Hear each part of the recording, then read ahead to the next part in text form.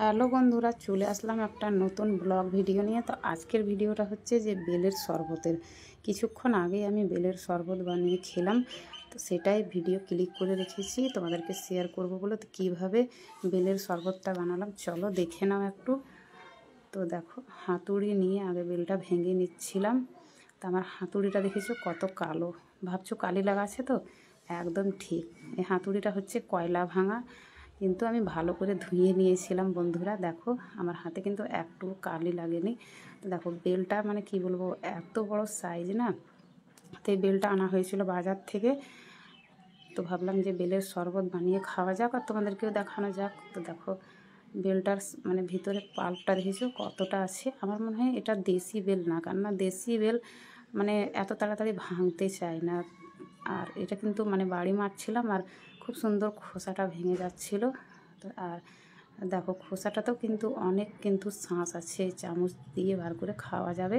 তো দেখো আমি অর্ধেকটা শাঁস বের করে নিলাম, অনেকটাই বড় তো অতটা মানে শরবত বানানো যেত না।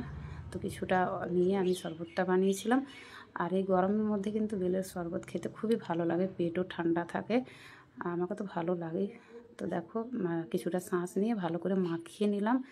তারপর মেয়েকে বললাম জল দিতে, তো ঠান্ডা জল দিচ্ছিল মেয়ে ফ্রিজের। তো মানে প্রথমে একটু দিয়ে ভালো করে মানে মাখিয়ে নিতে হবে। তারপর দেখো মেয়ে আবার চিনি দিয়ে দিল। তো চিনিটা বন্ধুরা নিজেদের মানে মিষ্টি হিসাবে দিবে, যে যেরকম মিষ্টি পছন্দ করো সেই হিসাবে দিবে। আর কেউ যদি গুড় পছন্দ করো তাহলে গুড় দিয়েও খেতে পারো। তো আমি চিনি দিয়েই করেছিলাম। এই যে দেখো ভালো করে চিনিটা গুলিয়ে নিলাম।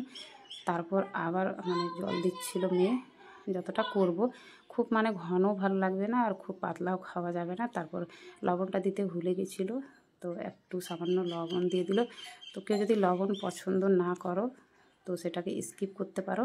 আর দেখো তারপর ওর ভিতরে যে মানে ওই সুতো সুতো থাকে, তারপর বীজওয়ালা থাকে, ওগুলা বার করে নিতে হবে। তো এই বেলটা কিন্তু এত ভালো ছিল, এর মধ্যে খুব একটা মানে বীজ আর সুতোগুলা ছিল না, অল্পটাই বার হয়েছে। আর ছোটো বেলে কিন্তু না ওগুলো অনেকটা বার হয়, শাঁসটা কম বার হয়, কিন্তু এই বেলটাতে অনেকটাই শাঁস ছিল, খুবই ভালো লাগছিল। তো দেখো আমি সব বের করে নিলাম, এই যে দেখো। তারপরে ছাকনা দিয়ে এই যে গ্লাসে ছেঁকেছিলাম খাবার জন্য।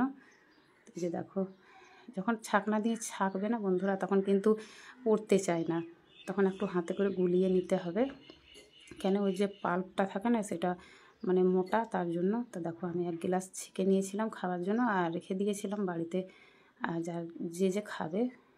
আর অনেকে তো আবার পছন্দ করে না। তো দেখো আমি খেয়েছিলাম সবার প্রথমে, তা আমাকে তো খুবই ভালো লেগেছিলো। তারপর আমার মেয়েকে ছেলেকে দিয়ে দিয়েছিলাম। তো বন্ধুরা আমার এই বেলের শরবতের ভিডিওটা কেমন লাগলো অবশ্যই কমেন্টে জানাবে।